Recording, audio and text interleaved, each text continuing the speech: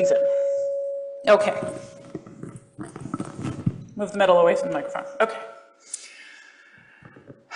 Shana Tova.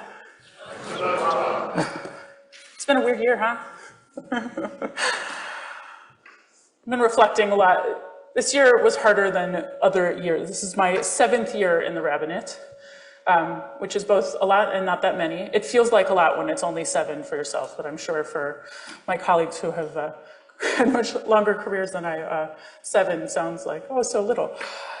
I think it's been the hardest year for myself to come up with what to say over the course of these holidays.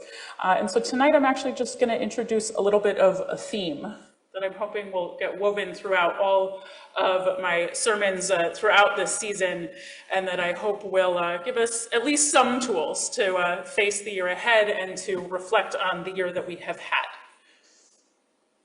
So every Shabbat afternoon over the summers that I would spend at Camp Ramah, we'd always have what sort of became known as popsicle story time.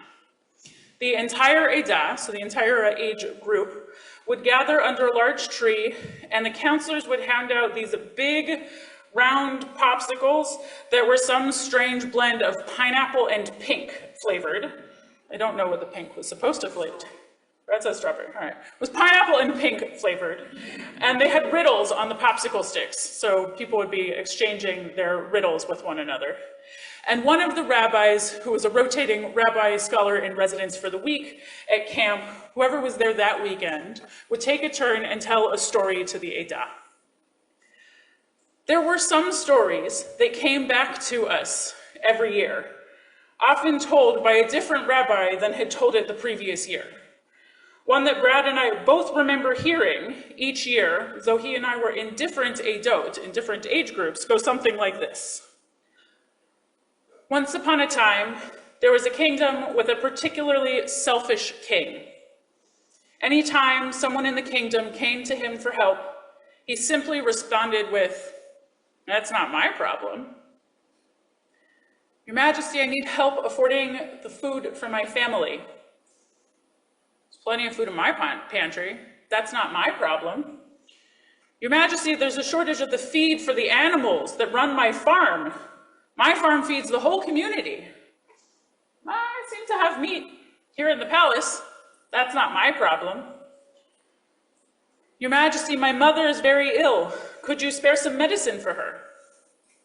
"Everybody in my household's healthy. Not my problem."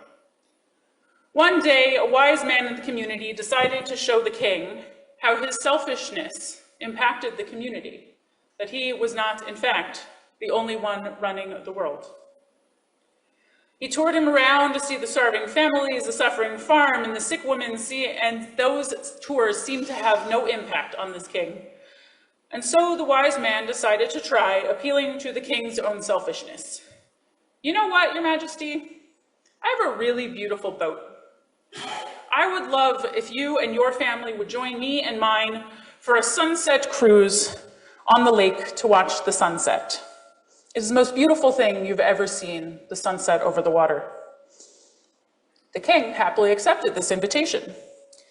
And so the wise man arranged the most elegant dinner you could imagine.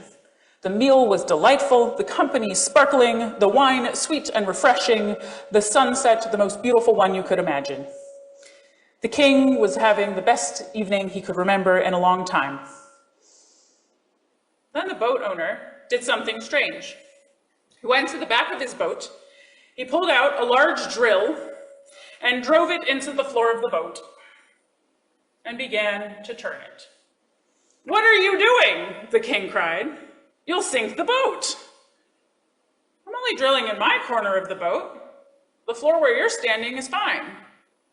This shouldn't be your problem. My feet are a bit warm. I want to wet them and cool them off a bit." The king cried and begged.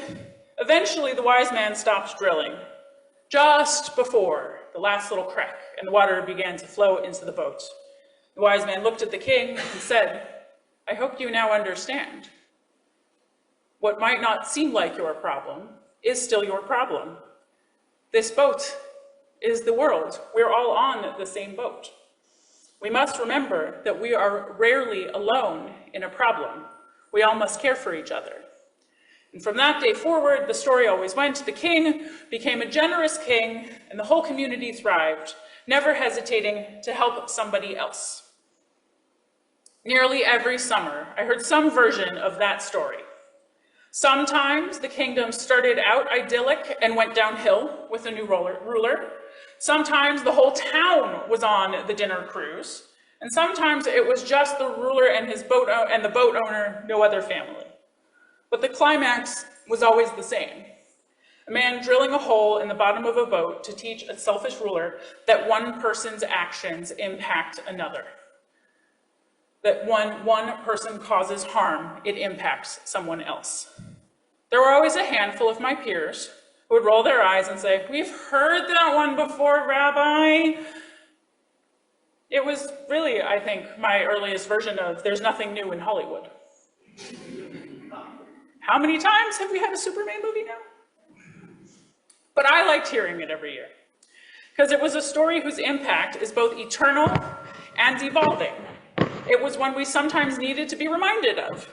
It was so easy to slip from caring for ourselves so that we care for others. It's so easy to slip from caring for ourselves to forgetting to care about others and caring only for ourselves. Having had that story repeated enough times in my youth, I definitely thought about it a lot in 2020. Each time I put on a mask to go into a grocery store, even if I found it uncomfortable. We were all on that boat together. It continues to frame how I think about sharing for the world.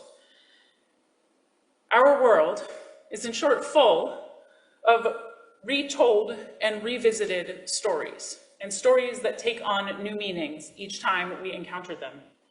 There have been numerous Superman movies before the one released this past summer, and yet the beloved character is brought out again and again. I think we do that so we can imagine the possibilities within a framework that we already know. The characters are usually roughly the same, though I hear this one had a dog. I didn't actually see it. The battles are often similar, the villains often similar, though sometimes new ones. But every retelling is also slightly different. The retellings evolve as we do, getting retold to remind us both of the past and the future, to offer us both familiarity and possibility. And stories, I think, get their power from the truth of their messages and the power of their lessons. And revisiting the same ones regularly is vital to our development, which as Jews, we should say, of course. For millennia, we as Jews have revisited the same stories again and again and again. We turn the Torah over again and again. We tell the stories of each holiday again and again. Sometimes the words and the details shift a little bit in a retelling, and sometimes they don't. But we always do. We need the reminders of lessons we thought we'd already learned. And we need the opportunities to place ourselves into somebody else's shoes. And so revisiting and rereading stories is perhaps the most Jewish thing we truly can do. Just a few weeks ago, we read from Parshat Ki Tavo. In its opening passage, we're told that once we enter into the land and experience the abundance, we will need to return to the temple each year with an offering of the first fruits of that year's harvest. We should present the offering to the Kohanim and recite the following. My father was a fugitive Aramean. He went down to Egypt with meager numbers and sojourned there.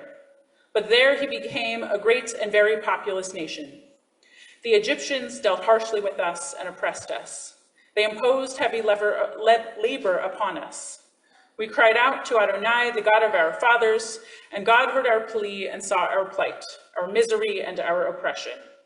God freed us from Egypt by a mighty hand, by an outstretched arm and awesome power, and by signs and wonders. He brought us to this place and gave us this land, a land flowing with milk and honey. Wherefore I now bring the first fruits of the soil, which you, O God, have given me. If you think those words from Deuteronomy chapter 26 sound vaguely familiar, you're correct. But for the last two sentences, those are the words which really open the Magid, the telling section of our Passover Haggadah. That passage, I think, is the most succinct version of the entire Jewish story that our Torah has to offer.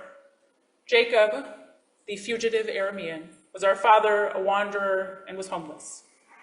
He and his children went down to Egypt seeking food, and they stayed there a while. His family grew from a family to a people, and that people became brutally oppressed and bonded in the cruelty that they experienced. They cried out to God, and God took them out. That's where the Passover version ends. The full formula continues, that eventually they came to this land flowing with milk and honey. In the Torah's imagination, the story is meant to be a reminder of the difficult chapters of our people's history when we're in a place of strength and a place of abundance. It is a reminder that things can be good now, but we cannot forget from whence we came. But it is also a story that the rabbis writing the Haggadah, we're meant to tell our children the story, decided was the one that we would hold on to even when we no longer had the temple to bring those first fruits to. The one that we tell after the destruction, when we again find ourselves in the straits, the true meaning of Mitzrayim. At Passover, it becomes a reminder that when things are bad, redemption is still possible because redemption has happened before. It's the same story, but it holds us differently depending on what we're experiencing. It's the same, but different, because we're the same, but different. This is the core story of our people that we tell over and over again, one generation to the next. We have been in straits before. Things have felt like they would never improve. And indeed, there were moments that got worse before they got better. But when we came together and cried out, God helped us get out. Retelling that story of suffering that leads to redemption has kept us going for millennia. This kept us one of the most resilient and surviving people in history. And it will continue to carry us. A retold story is a tool for comfort, it's a tool for resilience, and it's a tool for exploring how we can act now. And so all of my sermons this year, borrowing from one of my mentors, will be on a theme, and that theme will be an exploration of story. The ones that we return to, the ones that we tell about ourselves, the ones we try very hard not to hear, and the ones that have been lived and the ones not yet written. Because stories are how we make meaning from our lives. They teach us lessons. They allow us to see how we have grown and changed when we revisit the old ones. They help us to imagine the possibilities, to see who we have been or could be. They allow us to explore a different perspective. They help to give us hope and resilience. So tomorrow morning, I'll be exploring how stories create meaning in our very psyches, and how the stories we tell ourselves about our own lives impact us and our well-being. How we tell the stories of our own lives, even to ourselves, can change how we think about our world.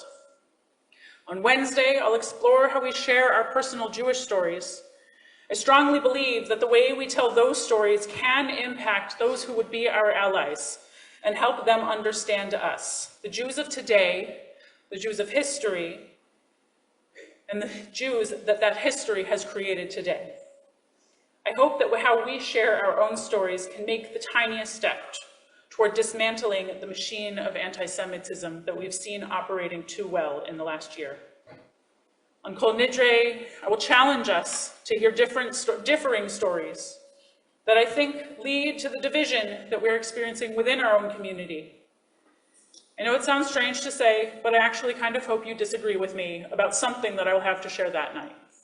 But I hope that you trust me enough to at least listen to it.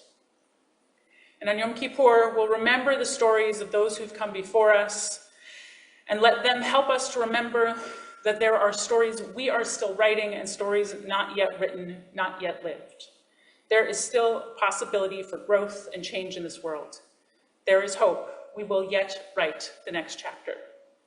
And so sometimes stories remind us that even if we only drill beneath our own seats, we can still sink everyone else on the boat.